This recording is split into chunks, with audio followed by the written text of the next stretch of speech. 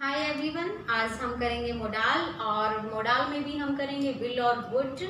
So will और would का use हम किस तरह से करते हैं वो सारी चीज़ें मैं आपके इस वीडियो में क्लियर कर दूंगी। सो शुरू करते हैं। विल का यूज़ हम कैसे करेंगे? विल का यूज़ तो हम आपको पता ही है, बड़ा इजी होता है, तो आप फ्यूचर में करते हो, है ना।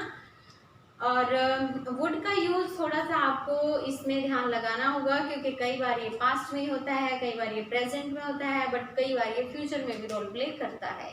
तो वो चीजें आपको थोड़ा सा ध्यान में रखनी पड़ेंगी। ये सिर्फ चीज आपको ध्यान रखनी है कि विल और वुड आपके मोडाल हैं और वो एज अ हेल्पिंग वर्ब आपका काम करेंगे। ठीक है, सो शुरू करते हैं। कल हमने आपको बताया था कि आपकी मोडाल होती कितनी होती हैं? वो आपकी होती हैं 13।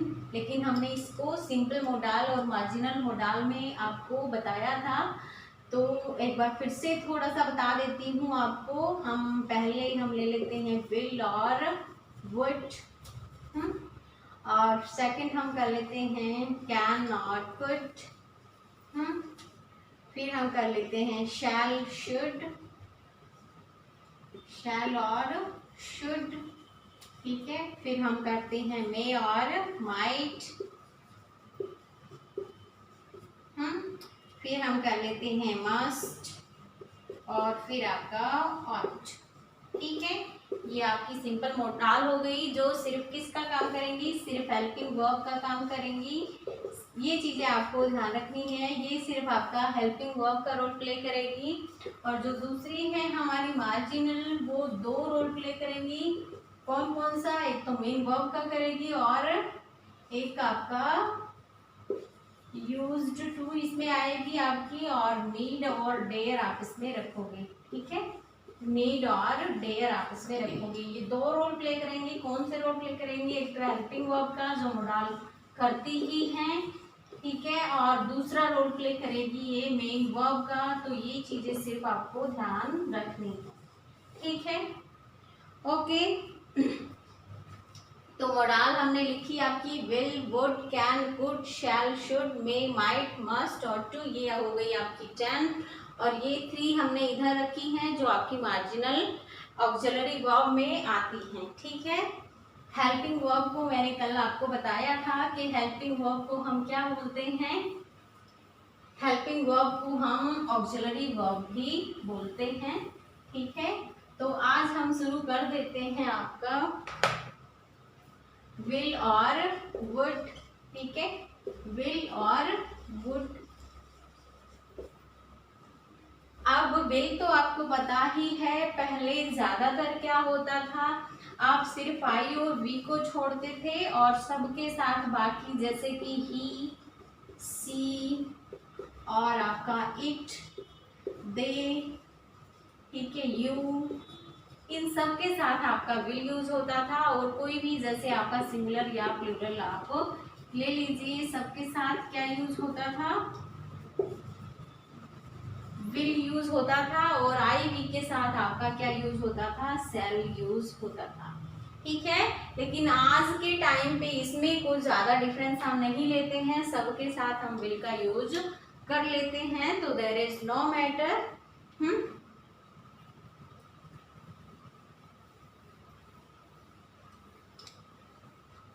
मैं कुछ सेंटेंसेस लिखती हूँ, जैसे विल का आप यूज कैसे करते हो, जैसे कि he will go to, he will go to school, वह स्कूल जाएगा। They will come here, they will come here. ये आपका किस में बात करेगा? फ्यूचर में बात करेगा, ठीक है। He will go to school, they will come here, ठीक है। Reena will come, Reena will play in the park, ठीक है। Reena will play in the park, Reena park में खेलेगी। Sonu will teach you, Sonu will teach you. Lakshya will play. तो इस तरह के जो भी सेंटेंसेस हैं आपके, वो क्या है आपके फ्यूचर में है, तो he will go to school, they will come here, Reena will play in the park, Sonu will teach you, Lakshya will play. ठीक है, तो ये विल आपका यहाँ पर हमने किसमें यूज किया है, सारा आपका फ्यूचर में यूज हुआ है। ठीक है, हमने यहाँ पर इसको एज अ मोडाल यूज किया है। ठीक है, ओके। तो इसमें कुछ ज्यादा नहीं कह सकते हम।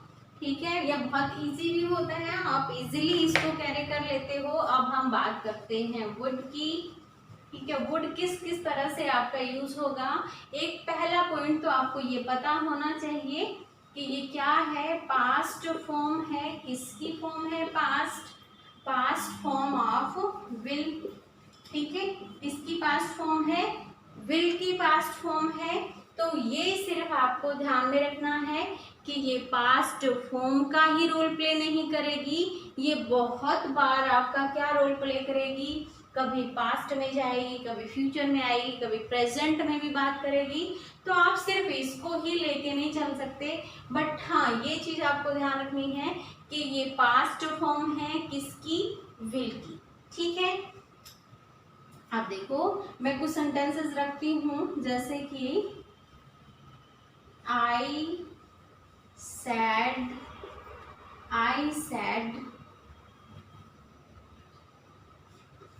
they will come here.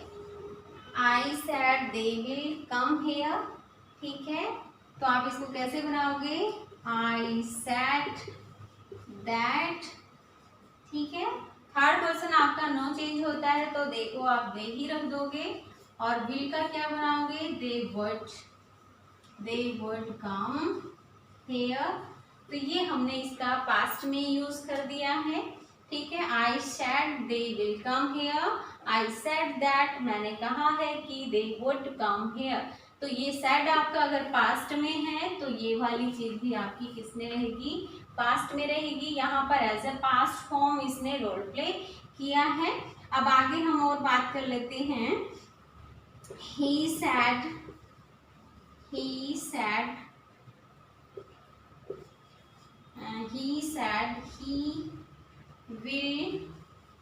he will go there, ठीक है, हम अब इसको बनाएंगे he said that। अब आपको पता है कि थर्ड पर्सन नो चेंज होता है, तो आप इसको ही को ही रख लोगे। और he would go there, ठीक है। तो इस तरह से हमने पास्ट फॉर्म में इसका यूज किया है। विल की क्या बन गई आपकी, वुड बन गई। यहाँ पर भी विल का क्या बन गया आपका, वुड बन गया। तो ये पास्ट फॉर्म में हमने इसका यूज आपको करना सिखाया है, तो इस तरह भी आप इसका यूज करोगे। ठीक है, अब दूसरे पॉइंट पे आ जाते हैं हम।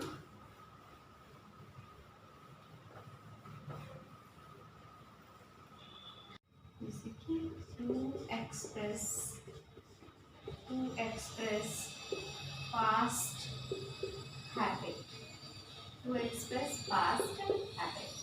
मतलब क्या करने के लिए, पास्ट की जो हैबिट होती है उसको एक्सप्रेस करने के लिए, पास्ट की हैबिट को एक्सप्रेस करने के लिए। कैसे, देखो पहले मैं एक सेंटेंस आपके सामने यूज टू का रखती हूँ, फिर आपकी समझ में वो चीज आएगी।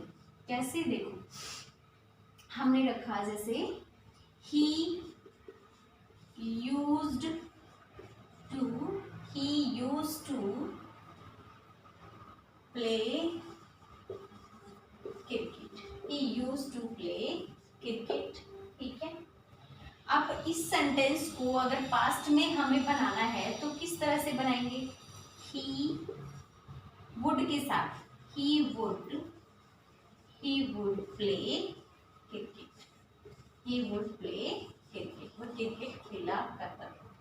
ठीक है, अब हमने बनाया जैसे कि she used to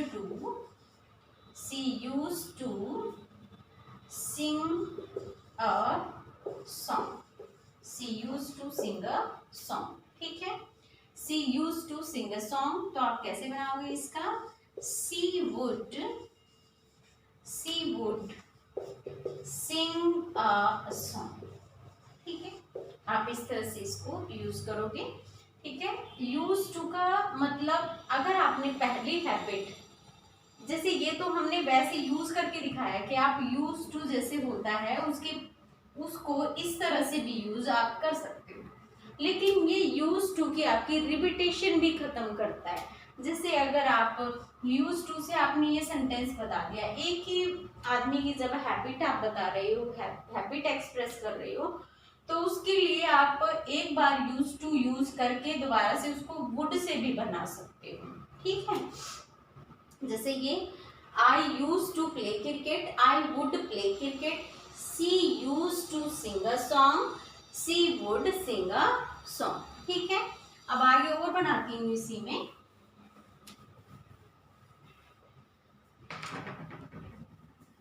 जैसे कि मैंने कहा they used to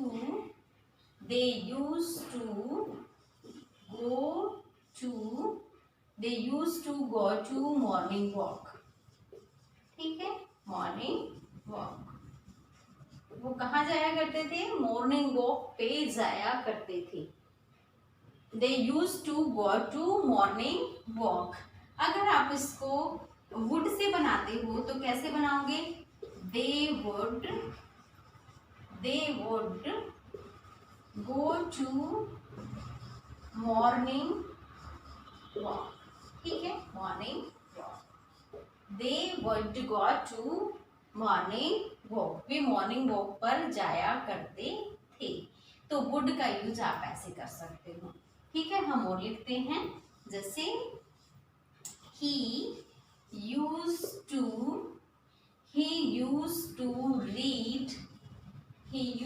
read a lot, मतलब वह बहुत ज्यादा पढ़ा करता था। he used a lot, तो आप ऐसे कैसे इसको ऐसे बनाओगे? he would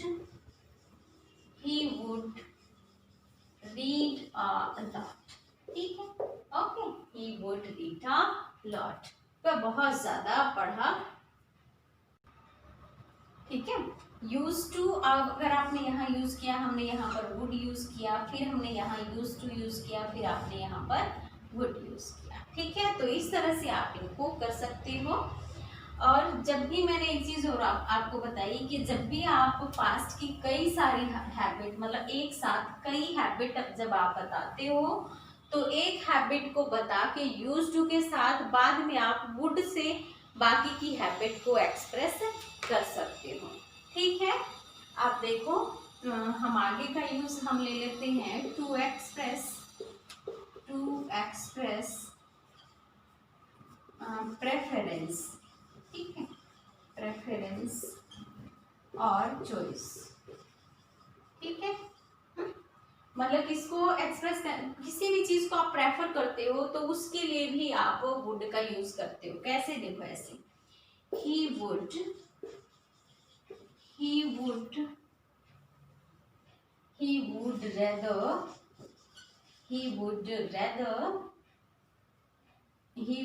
rather die than beg, ठीक है।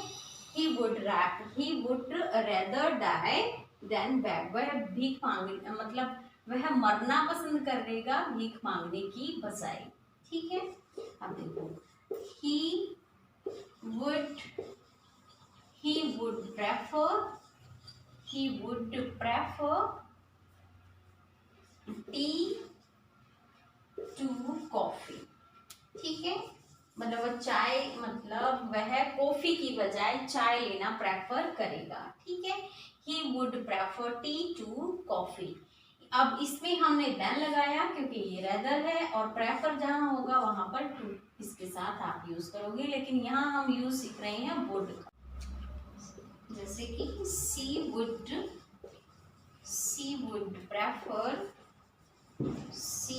prefer walk to walk to run मतलब वह दौड़ने की बजाय चलना पसंद करेगी। सी वुड प्रेफर वॉक, वह चलना पसंद करेगी दौड़ने की बजाय। ठीक है, और बनाते हैं, जैसे वुड रैदर से बना लेते हैं। सी वुड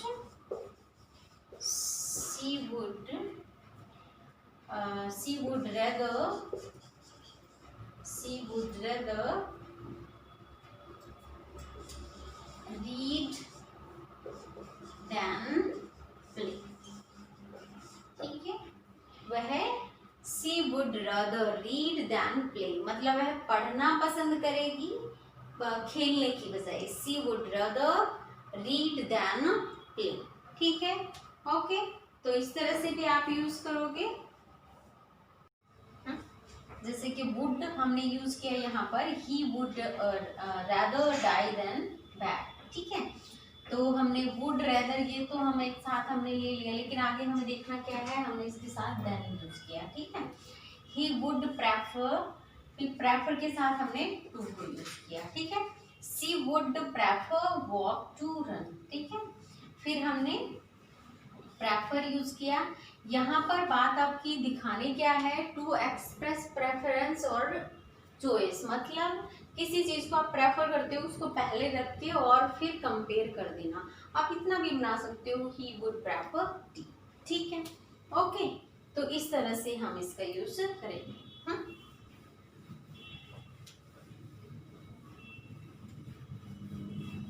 अब हम आगे कर लेते हैं, जैसे कि to express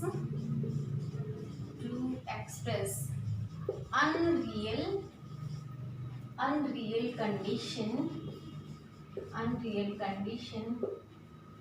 of past and present।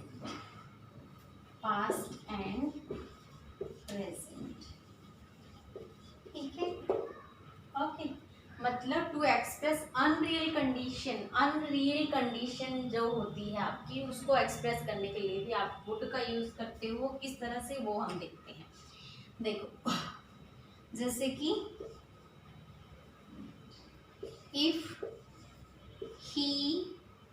If he were a bird, फिर आप करोगे he would fly in the sky। he would fly in the sky। तो वो क्या करता भाई, he would fly in the sky। if he were a bird, वह एक पक्षी होता तो he would fly in the sky। ठीक है, वह आकाश में उड़ता। तो इसी तरह का हम और बनाते हैं।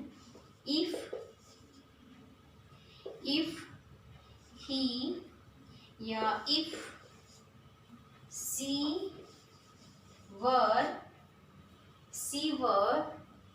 the PM यानी कि prime minister of, prime minister पूरा लिख लेते हैं, prime minister, if she were the prime minister of India, prime minister of India, फिर क्या करती भाई वो, she would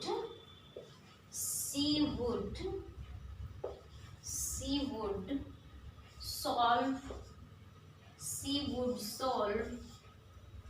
all the problems। ठीक है, ओके, क्या करती है, अगर वो पीएम होती इंडिया की तो वो सारी प्रॉब्लम सॉल्व कर देती। तो ये जैसे कि अनरियल कंडीशन जब होती है तो वहां पर आप यूज करते हो वुड का, और तो यहाँ भी हमने क्या यूज किया है, वुड का यूज किया है। ठीक है, अगर वह पक्षी होती तो आकाश में उड़ती, अगर वह प्राइम मिनिस्टर होती तो सारी प्रॉब्लम सॉल्व कर देती। कुछ एग्जांपल और देती हूँ इसी तरह के। देखो, if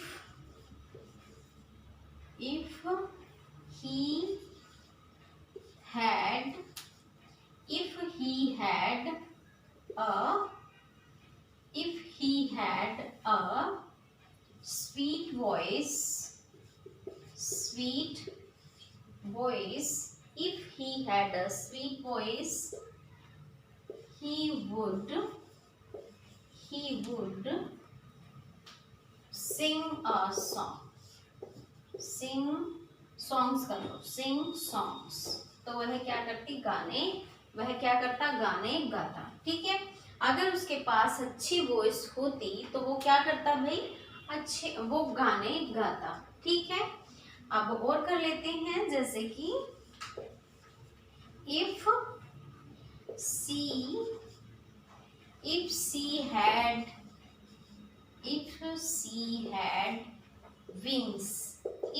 had wings, अगर उसके पंख होते तो वो क्या करती, she would fly in the sky।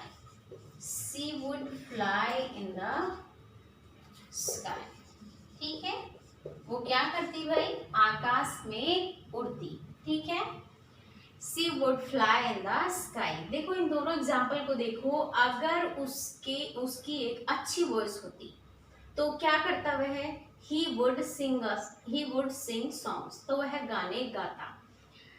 If she had wings, अगर उसके पास पंख होते तो वो क्या करती, आकाश में उड़ती। तो आपको ध्यान क्या देना है, इस तरह की सिचुएशंस में आपको would का यूज करते हो जब आपका एक्शन अनरियल कंडीशन में होता है। ठीक है, ओके।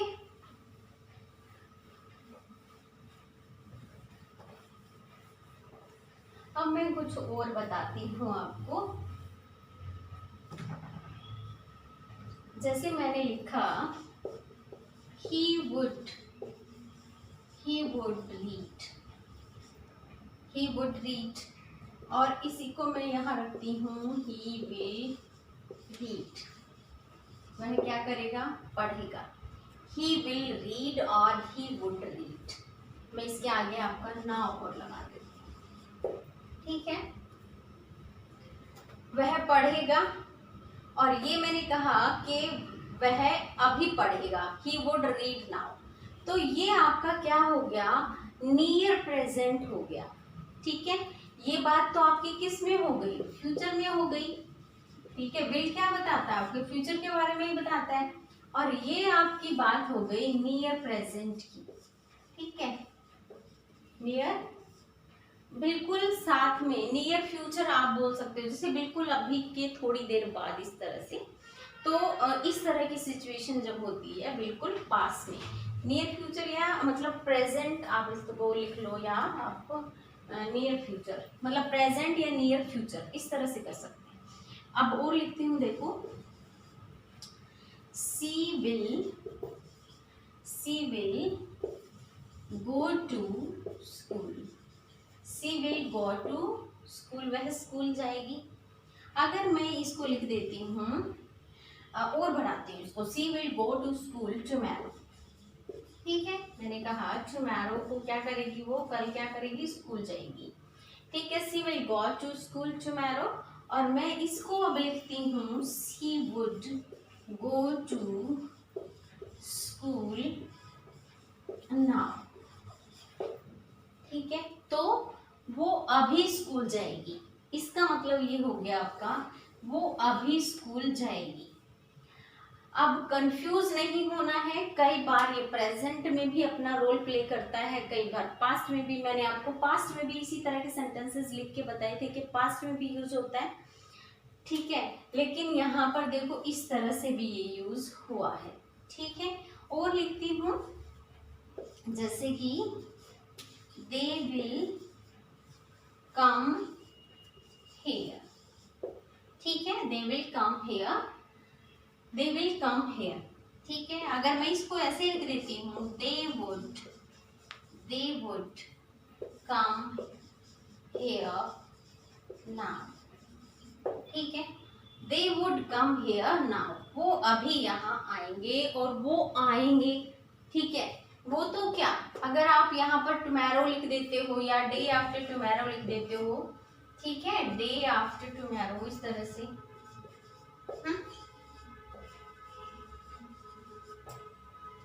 ओके, ओवर मोरो भी आप इसको लिख सकते हो, ओवर मोरो। ठीक है, दे will come here day after tomorrow, वो परसों यहाँ आएंगे, और ये मैंने लिखा they would come here now, वो अभी यहाँ आएंगे, ठीक है।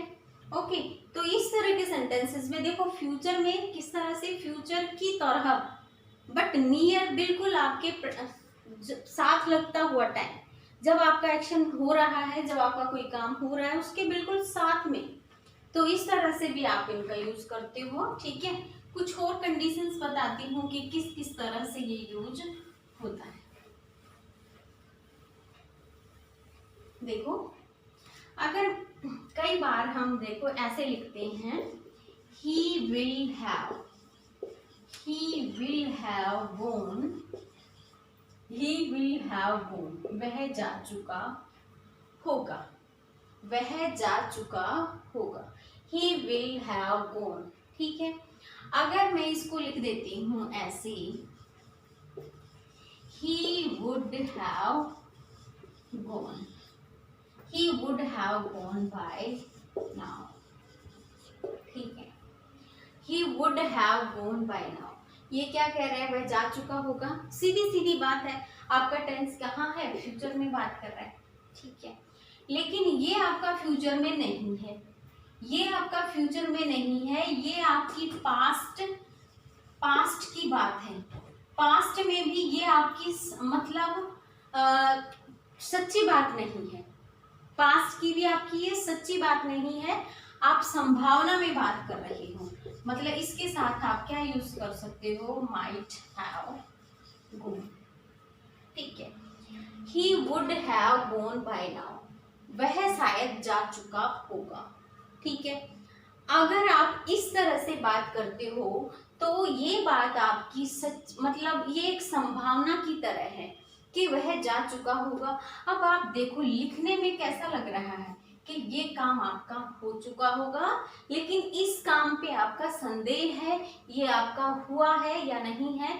अगर आप इसका आप रिप्लेस माइट हैव गॉन इस तरह से भी कर सकते हो। अगर माइट लग जाता तो आपको पता ही है, संभावना हो जाती है उस चीज की ना, कि काम हुआ या नहीं हुआ, ठीक है। तो उस तरह से आपका ये यूज हुआ। देखो और कुछ सेंटेंसेस मैं आपके सामने रखती हूँ।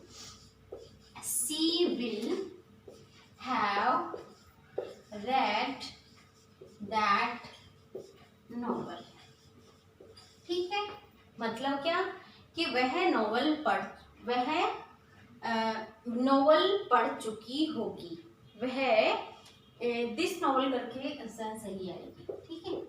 ओके, कैसे, she will have read this novel, वह इस नॉवल को पढ़ चुकी होगी, ठीक है। वह इस नॉवल को पढ़ चुकी होगी।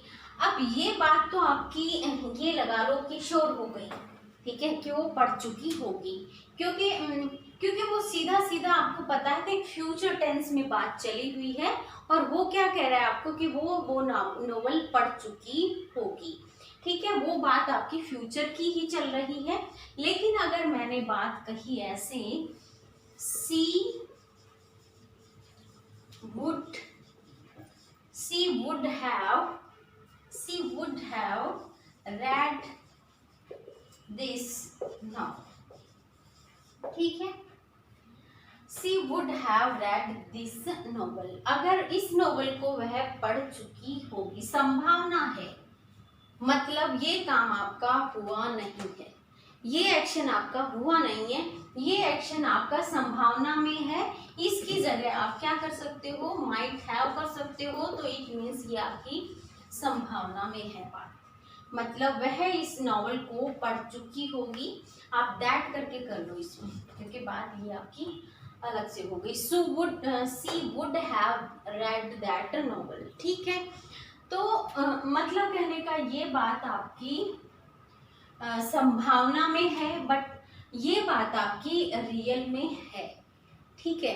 क्योंकि फ्यूचर में क्या मतलब आपका ये हो जाता है कि एक्शन आपका होगा, ठीक है। लेकिन आपकी इस तरह से अगर बात होती है तो वो संभावना में हो जाती है, ठीक है।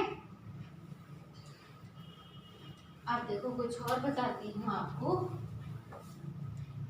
जैसे आप कई बार ऐसे बोलते हो, she would be a doctor, she would be a doctor, वह एक डॉक्टर होगी। ठीक है, ये आपकी फ्यूचर में ही बात है कि she would be a doctor. ठीक है, फिर अगर आप लिखते हो he would be a teacher, he would be a teacher, she would be a teacher. ठीक है, she would be a doctor, he would be a teacher. ठीक है, तो इस तरह से भी आपका बी के साथ आपको वुड का यूज करते हो। ठीक है, तो इस तरह की सेंसेस में भी आपका यूज होता है। मतलब इसको आप कैसे कर सकते हो, वुड बी के साथ जब नाउन आता है, वुड बी प्लस नाउन। ठीक है, ओके, ये आपके क्या हो गए, नाउन हो गए। तो इस तरह से भी आप इसको यूज कर सकते हो। ठीक है, हैं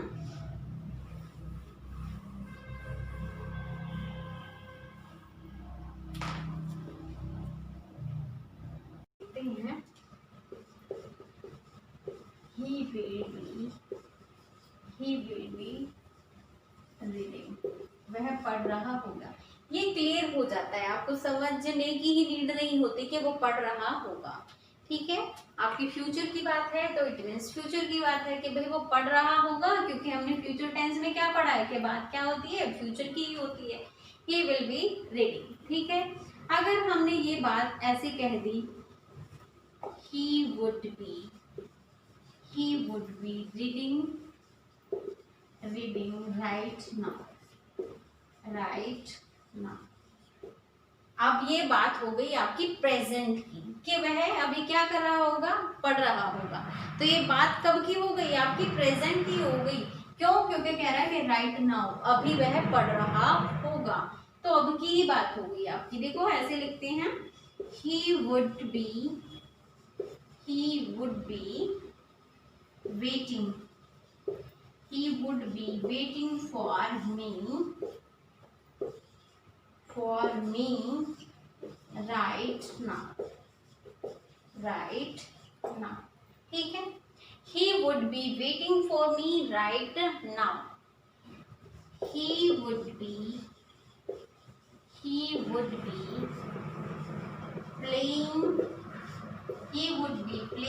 right now। he would be playing right now। देखो, अगर इस सेंटेंस को आप ऐसे कह देते हो, ही विल बी प्लेइंग, मतलब राइट नाउ लगाने की जरूरत नहीं है, आपको ये पता है ये बात फ्यूचर की है। लेकिन हमें इसमें शो क्या करना है, प्रेजेंट शो करना है। अगर वुड बी में तो आप कैसे करोगे, ठीक है, नियर अबाउट फ्यूचर है बिल्कुल आपका। ठीक है, मतलब बात अभी की हो रही है। क्या कह रहे हैं, ही विल बी रीडिंग, वह पढ़ रहा होगा। लेकिन ये बोला आपने, he would be reading right now, अभी वह पढ़ रहा होगा। तो अभी की बात हो गई, इट मीन्स बात कब की हो गई, आपकी प्रेजेंट की हो गई। He would be waiting for me, मतलब वो अभी इंतजार कर रहे हैं भैया आपका। ठीक है, तो अभी की बात हो गई कि he would be waiting for me right now. ठीक है, he would be playing right now, वह अभी खेल रहा होगा। तो ये बात कब की हो गई, अभी की हो गई। अभी के लिए बोला है, प्रेजेंट में बात कहना चाह रहा है। लेकिन अगर आप विल भी रख देते हो तो ये बात क्या हो जाती है, आपकी फ्यूचर की हो जाती है। आपको पता है कि फ्यूचर टेंस में विल भी लगता है और आईएनजी का आप वर्ब की फर्स्ट फॉर्म के साथ यूज करते हो। तो ये बात फिर आपकी कहाँ की थी, फ्यूचर की थी। लेकिन हमें यूज कहाँ पे करना था इसका, आपका प्रेजेंट। देखो ऐसे भी बहुत बार यूज करते हैं। क्या, he would be a doctor, ठीक है। अब देखो, वह एक डॉक्टर होगा, इस सेंस में आपका ये यूज होगा। He would be a teacher, वह एक टीचर होगा। ठीक है, he would be an engineer. तो इस तरह से भी आप इसका यूज कर सकते हो। ठीक है, तो आज ये आपका मैंने विल और वुड का यूज बताया आपको। और आपको चीज़ों को समझना कैसे है कि इनको आप सभी को नोट डाउन करना, नोटबुक में नोट डाउन करने के बाद क्या होता है, जब आप इसको राइट डाउन कर लेते हो नोटबुक में और उसके बाद फिर खुद इसी तरह के सेंटेंसेस खुद बना के देखते हो, तो इट मीन्स आप कामयाब हो जाओगे इसको बनाने में। Okay, thank you very much.